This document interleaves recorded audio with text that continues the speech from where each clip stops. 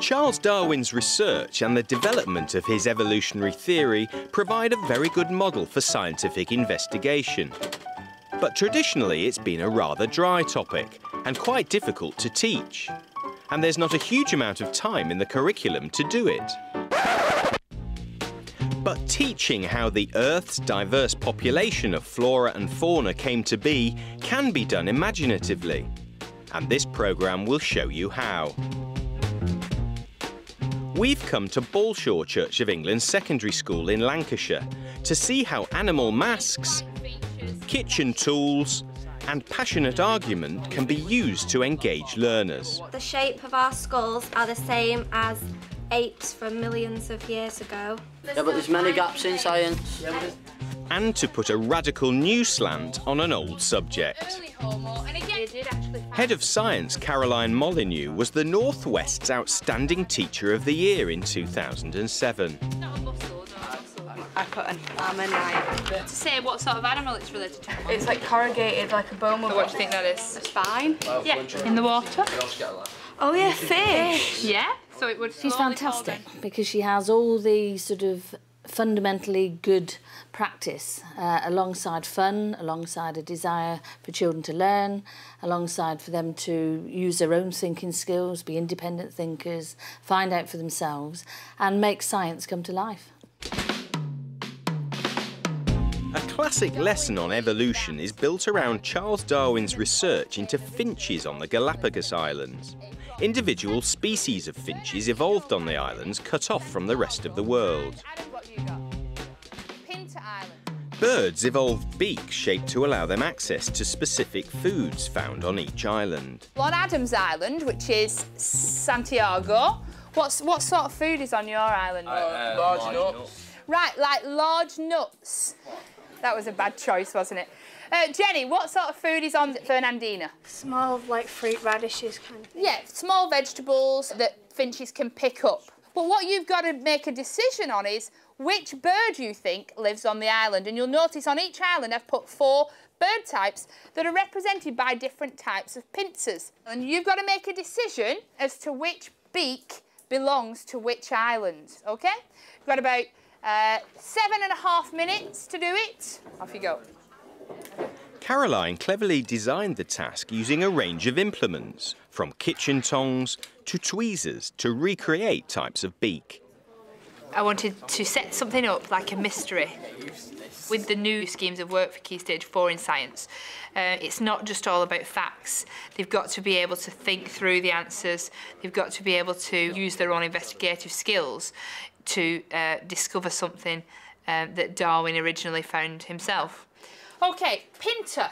What type of a beak can pick up those large fruit? Number 1, because you're not going to need something so precise because it's massive. That's correct, number 1. All right. Next one, Fernandina. I put number 3 because like they're small, so they don't need like big beaks to get them because then they wouldn't pick them up as easy. Ryan.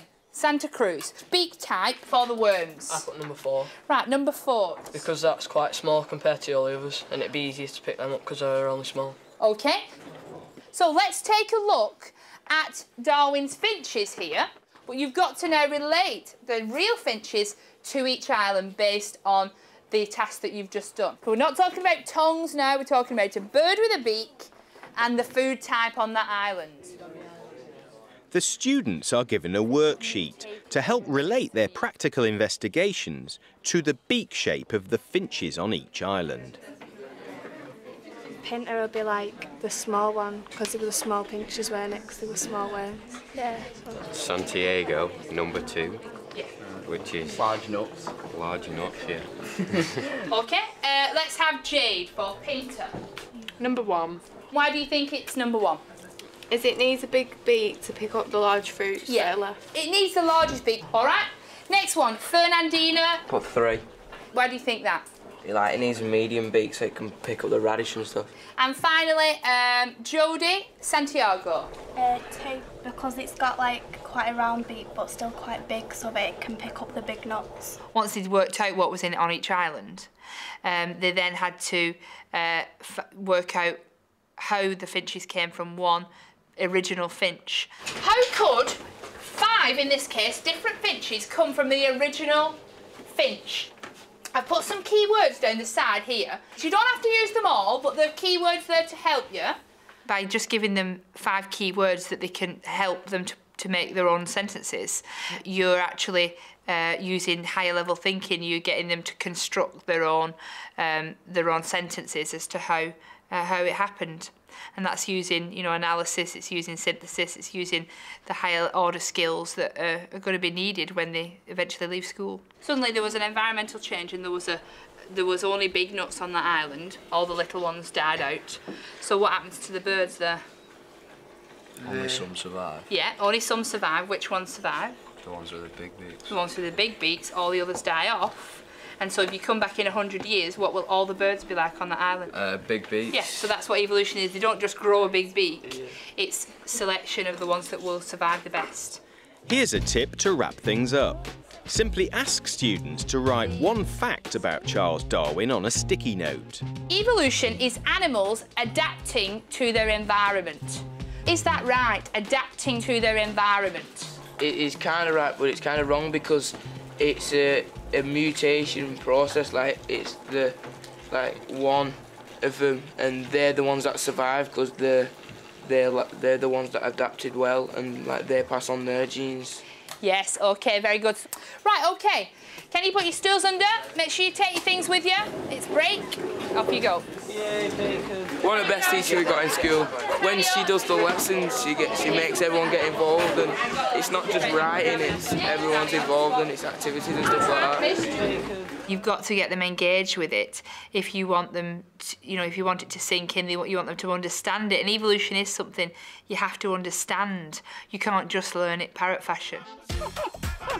Man's descent from the great apes has provided Caroline with another opportunity for an engaging lesson. Right, okay. And she plays some monkey music to get them in the mood. This is the lineup of human history, okay? Jay, can you go and put them in order, please? Okay, you happy with that? Why do you think that? Because that's bigger. Okay, that one's bigger, right? And that one's more like a human. Yeah, that one's got some human features. Okay, right, thank you very much, Jay. The mask, it's like a hook to get them thinking about the fact that we're moving from ape to human with evolution. David's got much more ape-like features than the others because he's not only got the ape head, and it's a bigger ape, isn't it? It's a bigger gorilla. Then we've got Matthew. Yeah, Matthew he's got human hands, okay, but he's still got the ape head. Then we've got Nathan. Okay, he's lost the hair off his face. So he is the next one in the evolution of humans. And finally, Emma at the end here, okay, is the evolution of humans complete. I think they deserve a round of applause. Okay. It's a bit crude, it's a little bit of a joke, isn't it? But it does lead on nicely to the fossil record of the skulls through evolution of man. You've got to engage the pupils with what they're learning. You've got to find ways into their way of thinking. It's such a dry topic, evolution. And the masks at the end where they have to answer the questions as an ape or as a human. At that age, they're willing to volunteer for anything. First one is prominent teeth. Is that an ape or is it a human? What do you think? Is it an ape? Yeah, that is me. I have prominent teeth. A narrow nasal opening. Is that human? I have a narrow nasal opening. Well done. Okay, well done. Engaging at the start and the end of the lesson is always, useful and memorable for them to remember the facts from that lesson. She likes to laugh and she makes it interesting. Just makes lessons fun. She wants music on at the beginning, relaxes the mood, so, gets us all in the zone for lessons,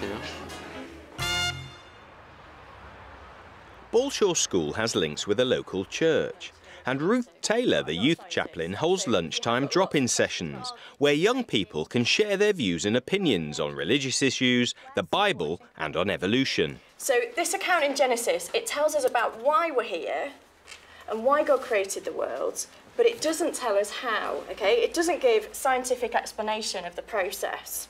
I think it is very important that youngsters realise that even though you might have a stack of evidence that would, make it seem obvious, there are still questions and points that can be analysed and looked at, you know, from the question of faith. I'm happy for in the context of this school, for pupils to ask me about my views on the subject of evolution, and I will be honest with them about thinking it through. But I think it's really important that they're encouraged to explore the theories for themselves and make up their own minds. In a step that not all science teachers would be comfortable with, Caroline Molyneux actively uses creationism as a tool in the science curriculum. She's developed a carefully structured lesson where students debate the creationists' argument against the scientific theory of evolution. Science is not just about learning facts and learning knowledge. On the exam, they will ask you questions about what people think of things, how people argue what they believe. The two sides of the debate have an expert to help steer their research. Caroline guides the science of the pro-evolutionists. Have we got anything about fossils? We're saying that it's from 350 million years ago, and it's now it was a snail, and they've adapted now for the world changing. That is an ancestor of a snail, and so we can see that it relates to today's snails. And youth chaplain Ruth Taylor is helping the pro-creationists shape their counter-argument. There are lots of gaps in science which have not been proven, so you can't believe in science alone, as in because there's got to be a creator or something, hasn't there? So you're kind of saying that evolution doesn't explain the development of really complex organisms on you, I guess? Yeah. So, we'll start off with evolution. Why should we believe that evolution created the Earth? The evidence of evolution has come from four sources. Fossils that have been found of earlier living things, the similarities of living things on Earth, like the snail fossil, the places where we find living things today, the changes in genes of living organisms over the years. To prove that, the shape of our skulls are the same as apes from millions of years ago. Okay, right, thank you very much. So, let's move on to the other side now, the opposing side, who are against evolution. There's no scientific law that allows something to evolve from nothing. If there was nothing in the universe to begin with, obviously nothing could happen to cause anything to appear. No mechanism has been put forward that even begins to explain how something like the human eye could be introduced by time, chance, natural selection and mutation. What you see when you do give two sides of an argument is you see engagement with the topic, you see passion building for the science. So why is Darwin's theory so trustworthy and believable? How do you know Darwin's theory is so trustworthy? Where's the evidence? Quite a bit of proof about how species changed after a certain amount of time, and he also proved about the same species, but how they change differently in different areas. Yeah, but there's many gaps in science. But what gaps have you got for God? There's not a gap, it's just not there, full stop. Maybe he was the one who actually created evolution. Maybe he was left us here to adapt by ourselves. In general, with science, you know, if you can create some passion for it, then they're engaging, they're learning, and it's a real triumph, I think. That's what the new skills-based curriculum is all about. Some people find it better to believe in something than nothing. Yeah, we do believe in something, that's evolution.